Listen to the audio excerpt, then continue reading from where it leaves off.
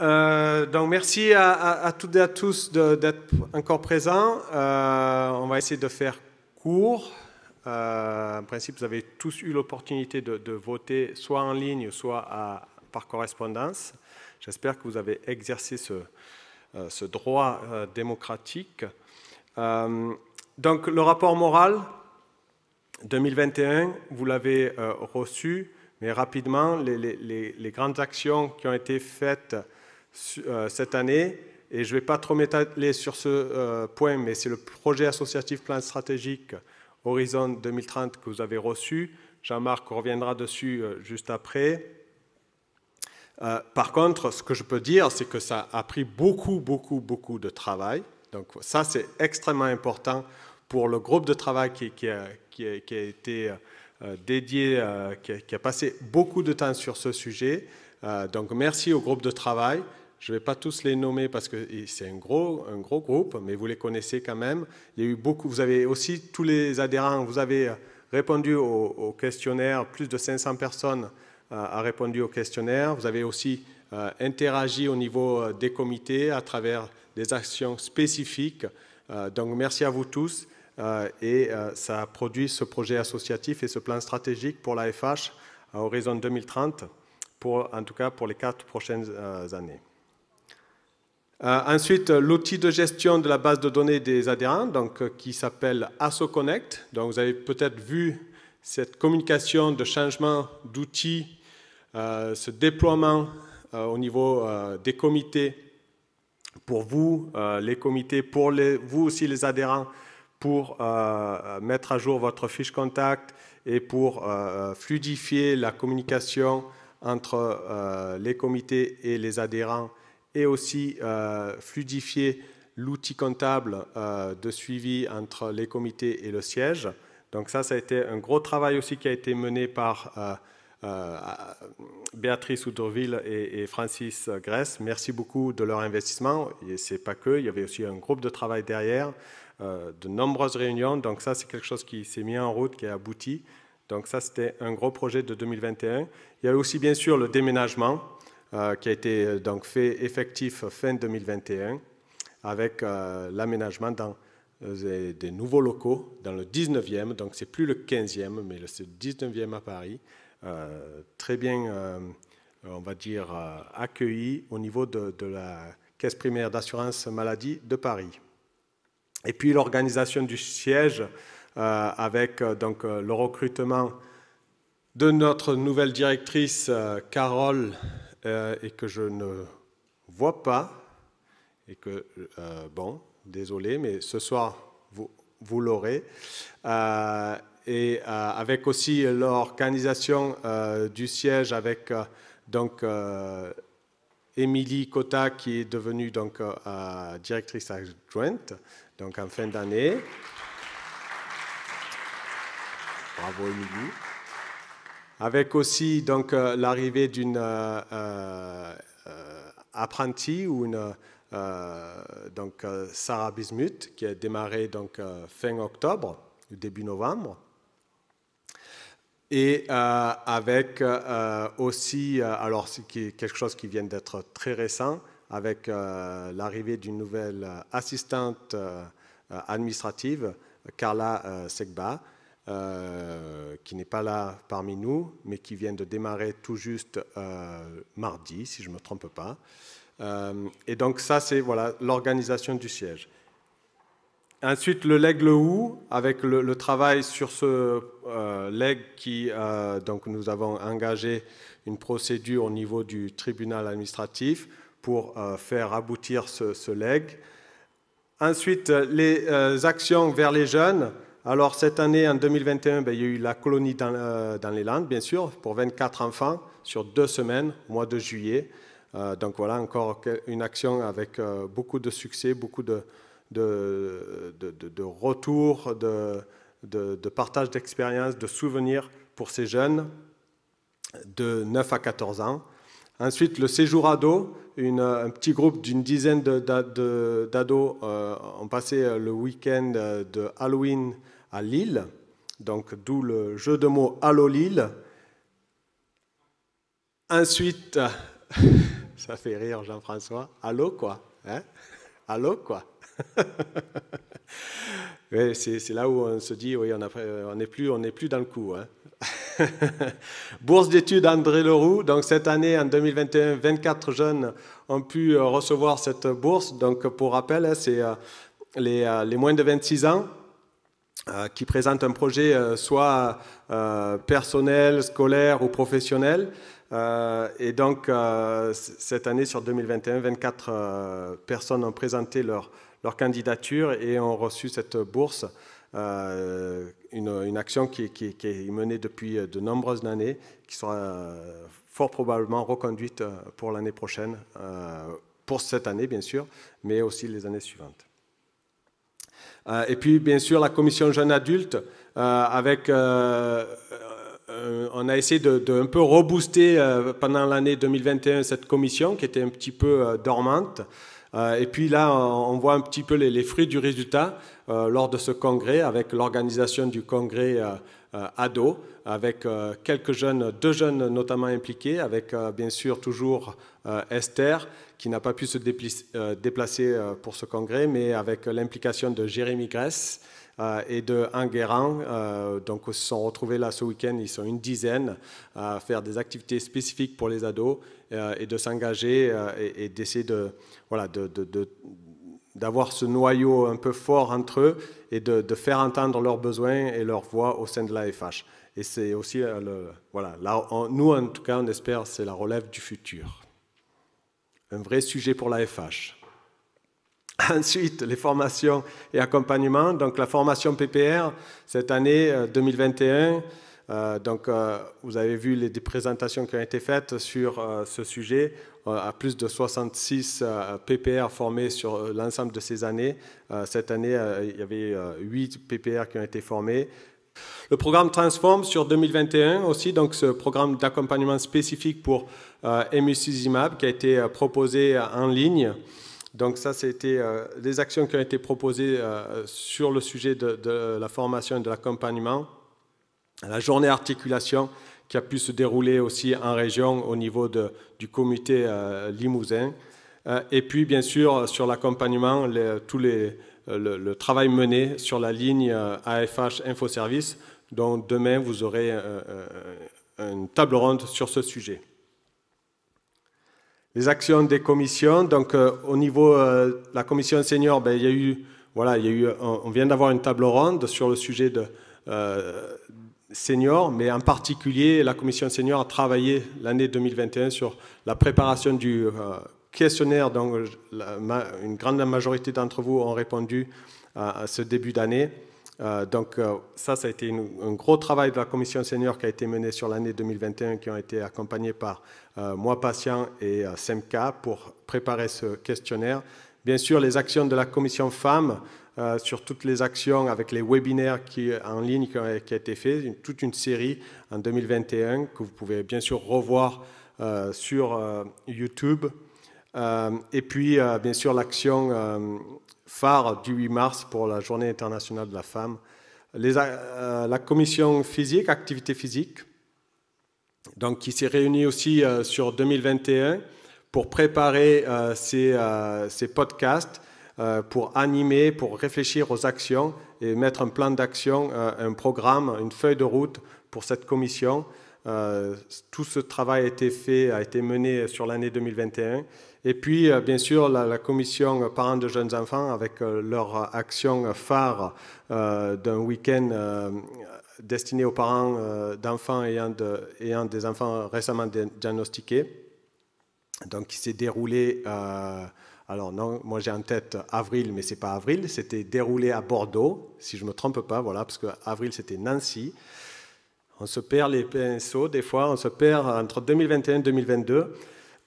Et donc ça, et puis en plus, qui a travaillé sur des affiches et puis qui a abouti au congrès. Donc je vous invite vraiment à visiter les affiches créées par la commission parents de jeunes enfants lors du congrès en haut, avec sur les différentes pathologies qui, je trouve, c'est extrêmement accessible, informatif sur l'ensemble des différentes pathologies.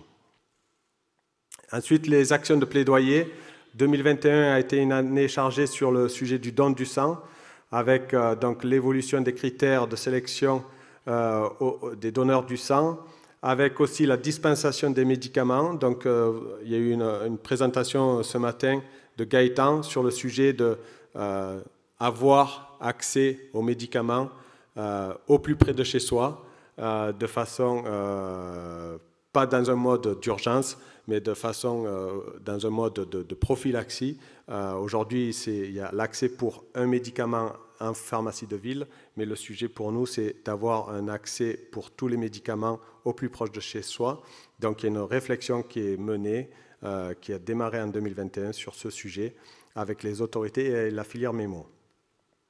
Ensuite, sur la recherche, tous les travaux qui ont été menés sur la recherche en 2021, donc avec le projet IGP rare. Qu'est-ce que c'est IGP rare? Donc, information génétique à la parentèle sur les maladies rares. Donc, l'AFH fait partie de ce projet qui est financé au niveau de l'Agence nationale de la recherche, si je ne me trompe pas, notamment, et au niveau aussi européen, qui a maintenant un volet européen. Donc, je vous invite, vous avez été invité à répondre à un petit questionnaire sur ce sujet. Donc, si vous ne l'avez pas fait, si c'est encore disponible, vous pouvez encore y répondre. Le projet CLEAR aussi, donc CLEAR pour la compréhension en littératie, de développer un outil informatique ou intelligence artificielle pour avoir accès à une compréhension plus claire du jargon médical ou des informations médicales. Donc ça, c'est un projet qui a été mené en 2021, avec aussi le parcours Covid, une recherche en sciences humaines et sociales qui a été menée sur l'impact de la Covid au niveau de différentes pathologies chroniques, notamment l'hémophilie. Et puis sur les travaux qui ont été menés sur le FRH, donc le Fonds de recherche en hémophilie et la Fondation de France. Donc cette réflexion qui a été menée au niveau du conseil d'administration, puisque c'est deux outils que nous avons à l'AFH, qui sont des outils de collecte pour faciliter la collecte de dons. Et donc il y a une réflexion qui va aboutir à transformer l'outil que nous avons, qui est hébergé au sein de la Fondation de France, en fondation pour l'hémophilie, et avec donc l'arrêt du FRH. Et puis ensuite, l'appel à projet de prise en charge arthropathique hémophilique qui a été lancé et qui a été donc récompensé au docteur Noël de Montpellier. Les actions internationales avec les différents projets, je pense que je vais essayer d'aller un peu plus vite, 18h24. Projet Power, donc un projet d'information, de communication avec les pays francophones pour eux développer des moyens de communication et d'information avec un soutien donc, qui est financé par la Fédération mondiale de l'hémophilie et donc qui est mené avec Thomas et Claire, avec bien sûr toutes les actions sur la FAT qui ont été présentées vendredi soir, avec les actions bien sûr des jumelages, des différents jumelages soutenus en 2021, avec notamment le jumelage avec le Burkina Faso qui s'est achevé. Et ensuite, sur les actions internationales, avec le dépôt de la demande donc, à l'Agence française de développement, qui était en cours, donc qui avait été présentée au conseil d'administration de l'AFH, et qui n'a pas pu aboutir, qui a été stoppée. Donc, cette action-là se conduit sur cette année pour essayer de répondre à l'appel à projet de l'AFD pour l'année 2022 et avec un financement sur l'année 2023.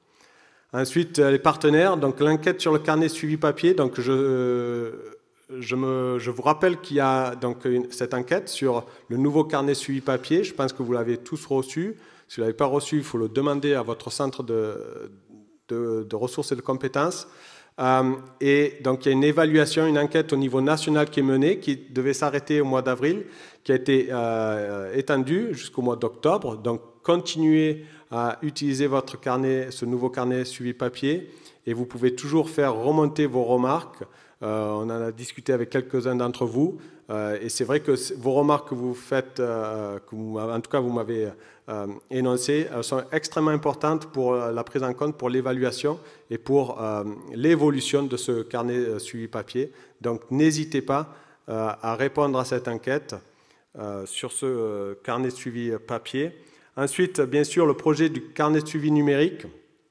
Donc les administrateurs ont été informés depuis un certain nombre d'années que vous voyez passer mais qui n'arrivent toujours pas. Donc ça, c'est un projet qui est mené avec la filière MEMO et on a bon espoir que cette année, il y ait quelque chose qui avance concrètement. Donc il y avait des pourparlers avec un industriel pour une application. Ces pourparlers sont achevés, sont arrêtés puisque nous n'arrivions pas à trouver un accord pour un déploiement au niveau national sur l'ensemble des centres de ressources et de compétences. Donc là, on est reparti sur un autre fournisseur et on espère que d'ici la fin de l'année, on pourra avoir une première version pour faire des phases de test sur quelques centres à travers la France. Ensuite, sur donc, les partenaires au niveau de la filière MEMO, donc, il y a eu, et dans les CRC, donc, des changements de coordonnateurs. Donc, au niveau de la filière MEMO, ben, il y a eu le changement, le départ à la retraite du professeur Claude Négrier, et donc, qui a été remplacé par le professeur Sophie Suzanne. Et au niveau donc, du centre de référence hémophilie, donc, aussi le départ à la retraite du professeur Claude Négrier, qui a été remplacé par le professeur Yezine Dargo. Qui ont fait des interventions ce matin. Voilà ce que je pouvais vous dire sur l'activité du rapport moral 2021. Et si vous avez des questions, je suis à votre disposition.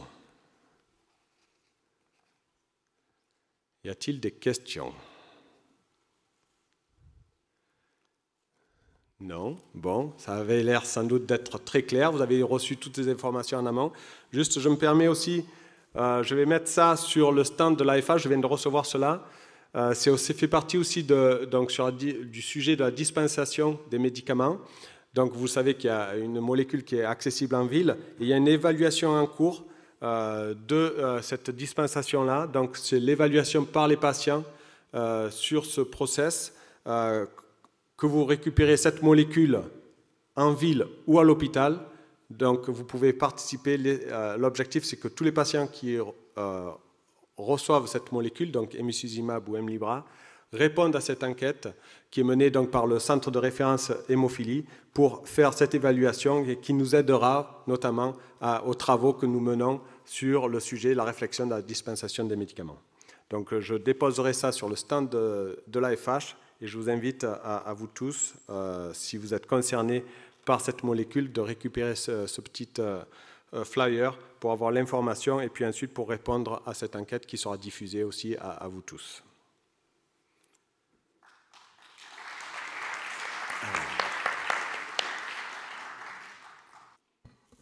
Bonjour à toutes et à tous. Donc, merci Nicolas pour ce rapport moral. Et donc, nous allons passer au compte avec le rapport financier 2021. Voilà, que je vais vous décrire dès maintenant. Juste pour vous dire une petite précision, le rapport financier n'a pas été envoyé en même temps que l'ensemble des documents, puisqu'il a été finalisé en fait il y a seulement quelques jours. Donc il sera disponible en fait sur le site internet de l'AFH et également sur demande si vous le souhaitez. Voilà.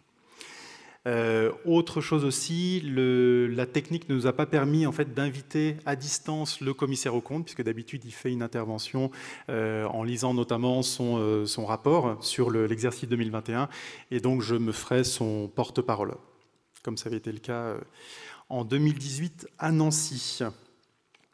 Alors, donc, quelques faits marquants donc, sur l'année 2021. Il y a tout d'abord, alors je ne vais pas vous les donner dans l'ordre, mais les éléments qui me semblent les plus importants, c'est que notamment que l'exercice est à l'équilibre, légèrement excédentaire, donc je vous préciserai le montant. La très bonne nouvelle aussi, c'est que la majorité des actions qui étaient prévues sur 2021 ont pu être réalisées, donc ça c'est une très bonne nouvelle. Et deux autres nouvelles qui sont aussi tout importantes. Nous avons de nouveaux partenaires au fur et à mesure, et ça va être toujours notre axe de développement à prolonger dans les années qui viennent, 2022 et les années suivantes. C'est le fait que nous ayons de nouveaux partenaires, et notamment des fondations qui sont pour la plupart sous l'égide de la Fondation de France, et voilà, qui... Historiquement, en fait, c'était des fondations qui nous aidaient notamment sur la colonie, et là, elles interviennent notamment aussi sur l'éducation thérapeutique et notamment la formation des patients ressources. Voilà, donc c'est plutôt une bonne chose, notamment dans la diversification des ressources de l'AFH. L'autre élément aussi, c'est il y avait eu un fonds dédié d'un montant de 50 000 € qui avait été pris sur l'excédent 2020. Voilà, et c'est un fonds en fait qui, à ce stade, alors au moment où je vous parle, en fait, n'a pas été utilisé. Donc il est toujours là, il est toujours présent et toujours disponible pour des actions futures. Et quand je dis renforcement, ça veut dire que nous avons eu la possibilité sur 2021 de l'augmenter. Voilà, de l'abonder pour un montant de 36 000 €, je vous le décrirai. Voilà, ce qui est aussi une bonne nouvelle puisque ça contribue à augmenter un peu les réserves de l'association pour les actions futures.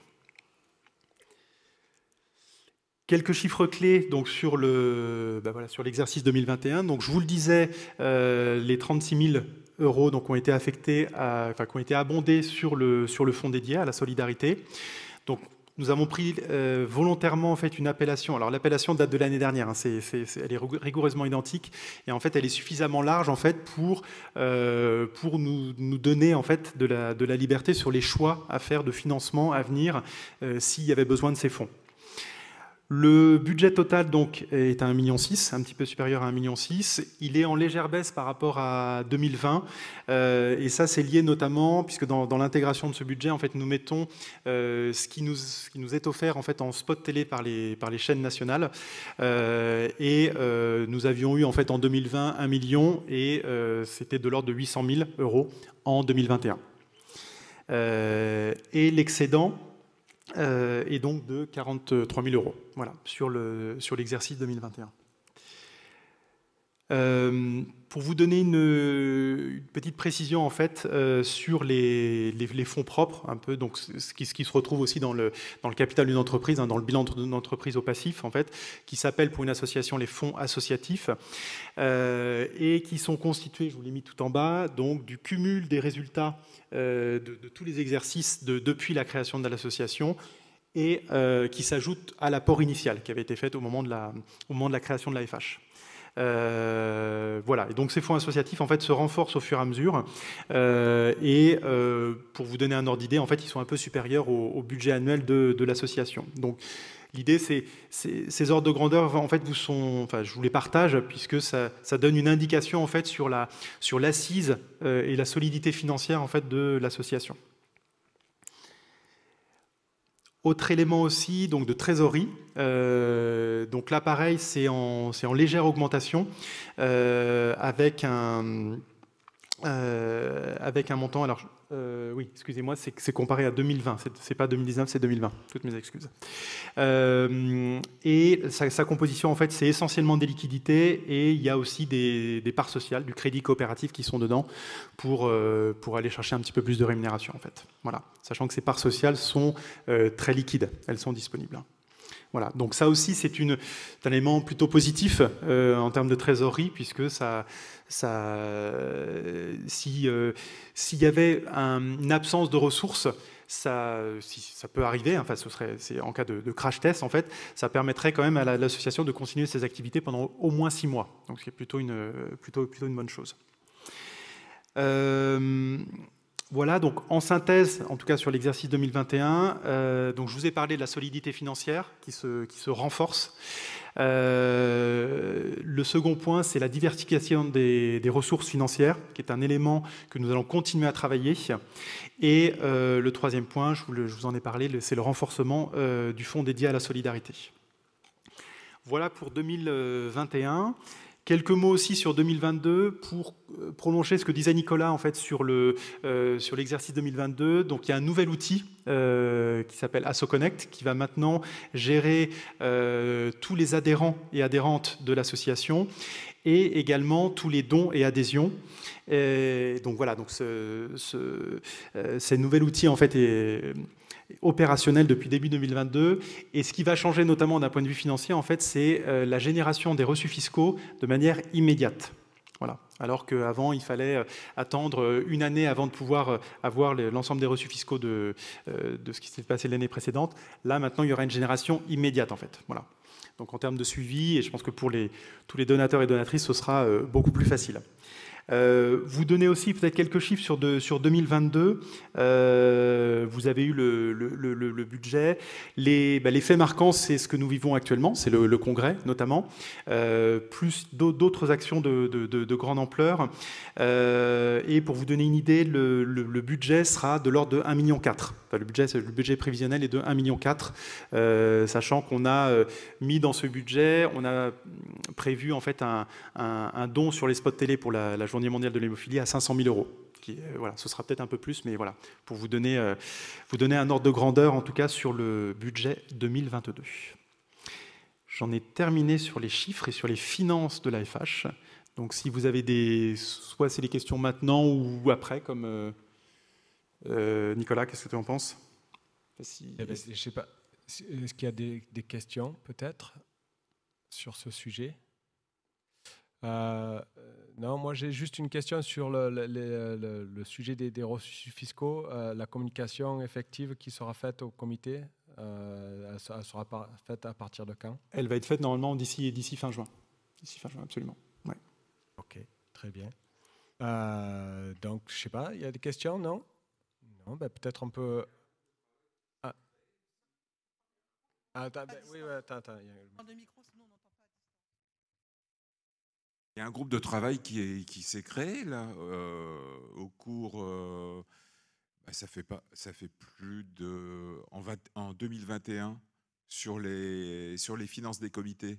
Absolument, tout à fait. C'est un groupe de travail qui effectivement œuvre sur le sujet et il devrait rendre sa copie avant la fin du mois de juin. Et ce sera proposé au conseil d'administration fin juin. Absolument. Oui, parce que là, tu ne le référais pas, Edouard. C'est vrai. Ça a zappé, là. C'est parce que ce n'est pas finalisé, en fait. C'est pour ça que je n'en avais pas fait référence. D'autres commentaires, d'autres questions? Non? Donc, merci de votre attention et de votre confiance. Edouard. Merci à vous. Donc, il y a Jean-Marc Dieng qui va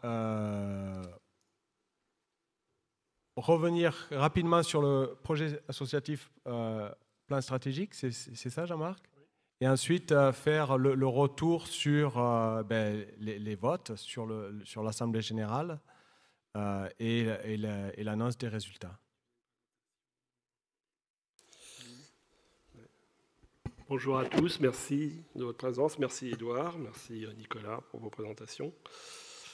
Bien, donc vous avez tous reçu, normalement vous avez tous pu prendre connaissance, voilà plutôt, du projet stratégique, du plan associatif, du projet associatif, au travers donc les personnes qui ont voté par correspondance l'ont eu en papier, et sinon pour les personnes qui ont fait un vote électronique, ils pouvaient consulter ce document sur le site de l'AFH.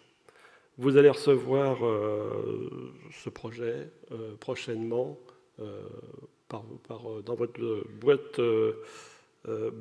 aux lettres. Voilà. Bien. Donc voilà, c'est comme ça que ça fonctionne. Donc, je tiens tout d'abord à... C'est vrai que, comme disait Nicolas, ça a été un projet de longue haleine. Je tiens à remercier les personnes qui m'ont accompagné, le groupe qui m'a accompagné sur ce projet, Geneviève Piétu, Jean-François Duport, Maryse Dien, Marc Vincent, et puis Jean-Marc Tassin qui s'excuse de ne pas être là, mais voilà, qui a beaucoup œuvré aussi sur ce projet.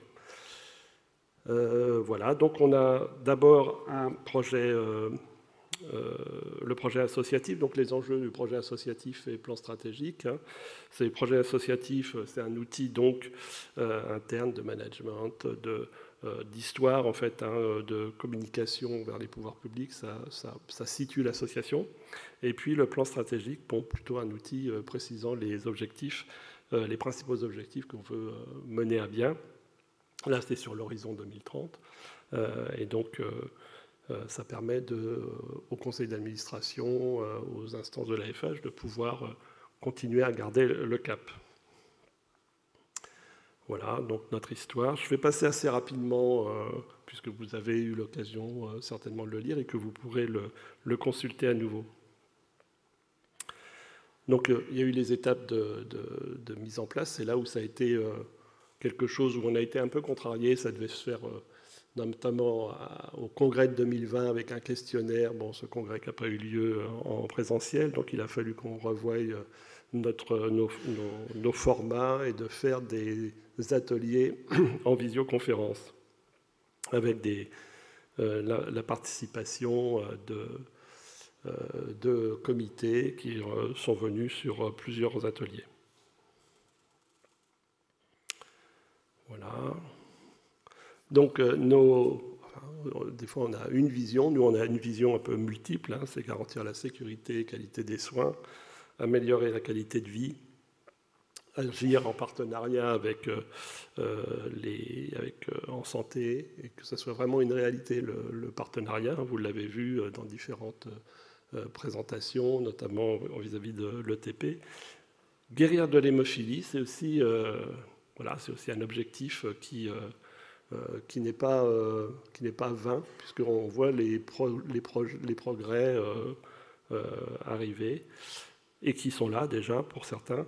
Faire de l'AFH un acteur de la recherche, c'est toujours d'actualité, c'est-à-dire être vigilant et pour pouvoir accompagner toutes sortes d'éléments de recherche, que ce soit médical ou social, et maintenir l'AFH comme une association de référence, reconnue et qui dans le domaine public par tous ses interlocuteurs.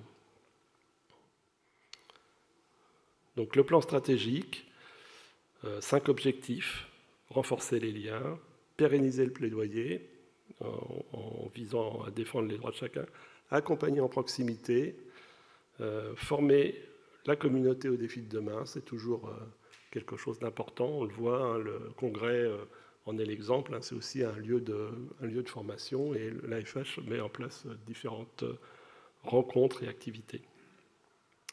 Agir pour une politique de ressources humaines et financières qui assure la pérennité et l'indépendance de nos actions. Bon, Édouard vous a fait une présentation sur le budget qui montre toujours cette volonté. Ce que je voulais dire aussi, c'est l'AFH, son objectif, c'est de s'adresser à toutes les personnes, leurs proches, vivant avec une maladie hémorragique constitutionnelle. Vous savez que l'AFH, c'est l'Association française des hémophiles, mais elle porte la voix et elle aide la vie pour toutes les maladies hémorragiques constitutionnelles. Voilà, aller vers la communauté, donc ça sont les objectifs. Vous voyez la présentation que vous aurez de ce joli document. Renforcer l'expertise, agir en solidarité.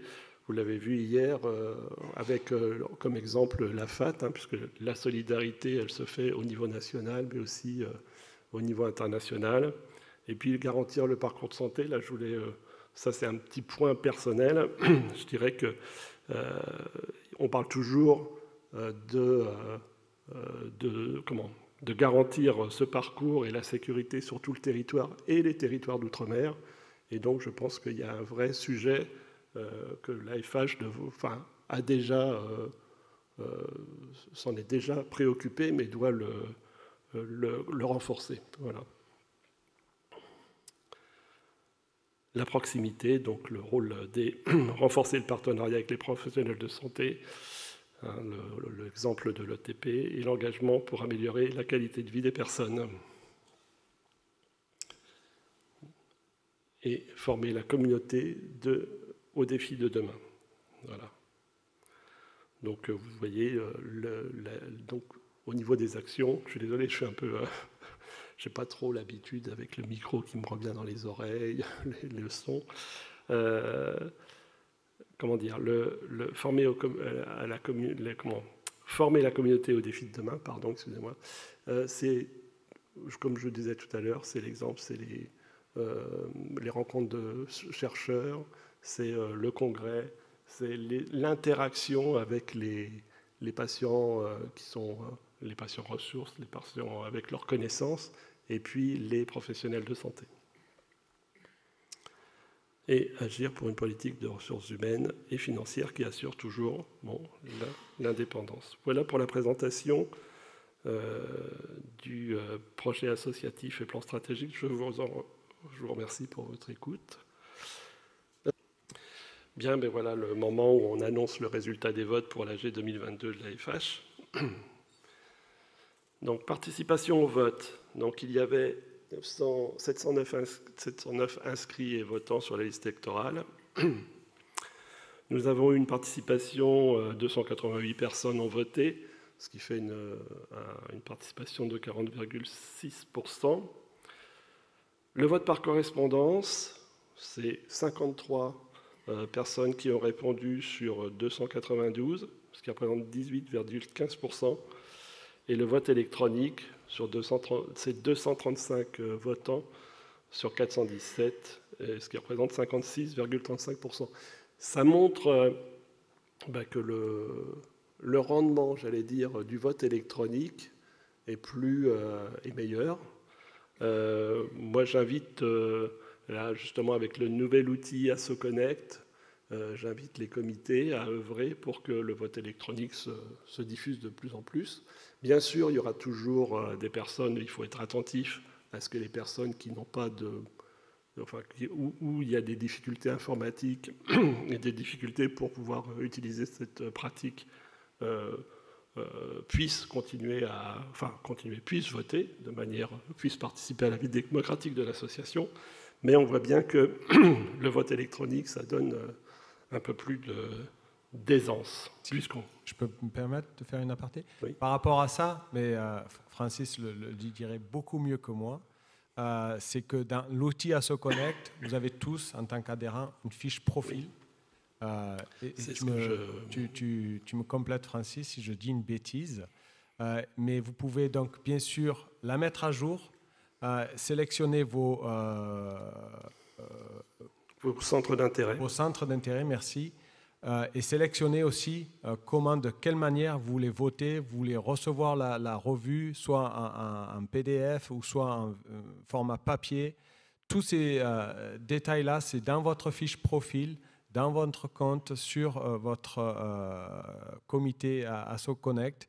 Donc vraiment, n'hésitez pas à aller à mettre à jour vous-même cette fiche profil sur ASSOConnect de votre comité.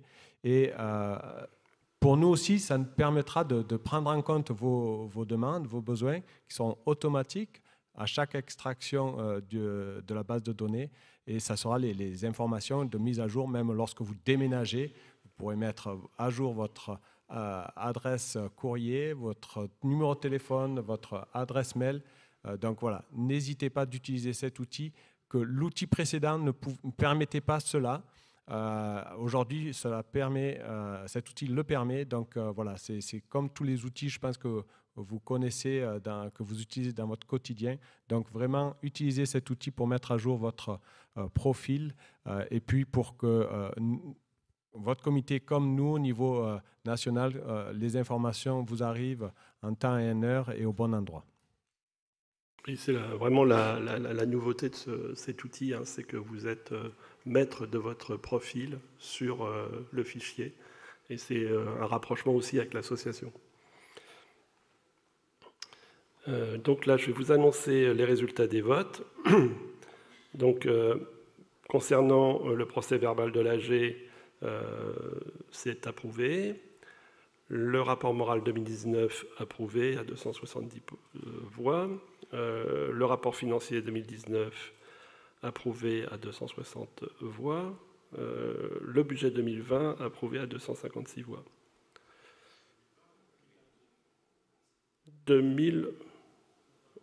Ah oui, 2022, oh là là, je me suis... oh là, excusez-moi. L'affectation du résultat, donc 260, approuvé à 269 voix. Le rattachement du comité Rhône-Alpes, du comité Alpes, pardon, au comité Rhône-Alpes, c'est approuvé à 269 voix.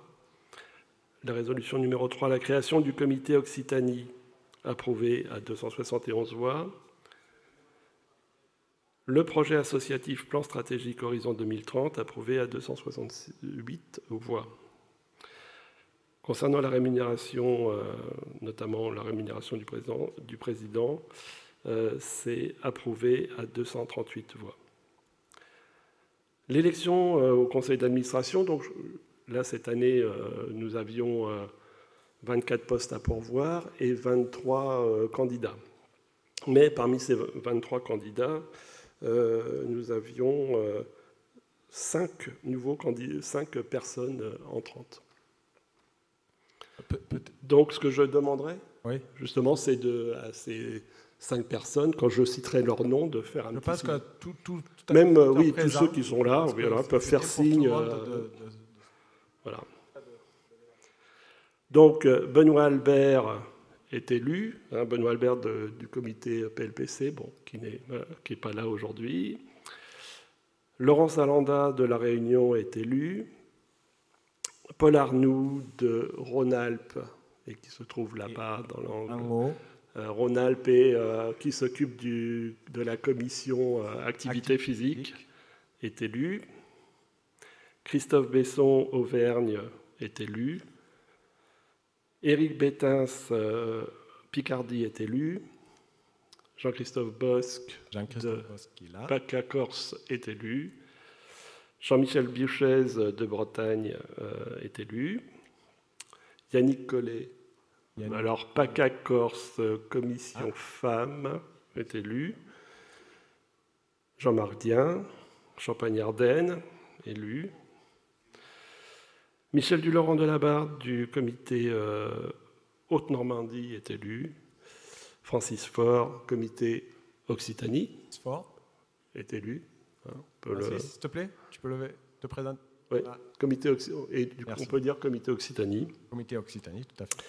Nicolas Giraud, Mr. President, est élu. Patricia Guillon de Basse-Normandie.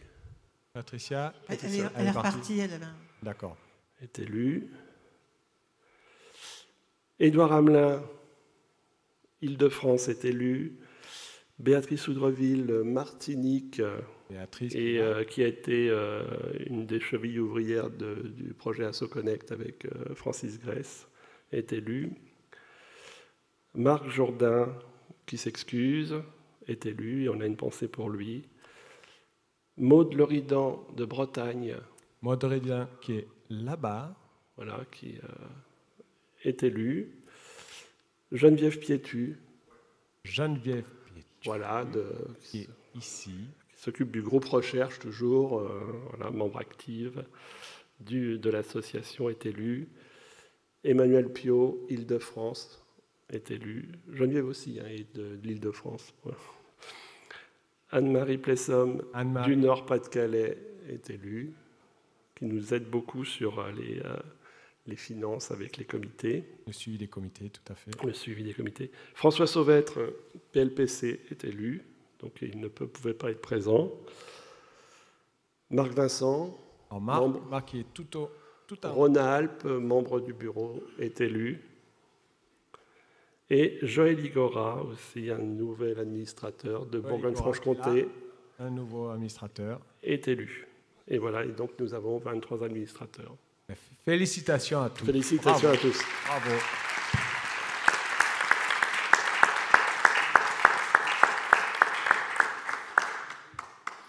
Bien. Je pense qu'on va pouvoir clore l'Assemblée générale, à moins qu'il y ait une énième question. Oui. Alors, un micro.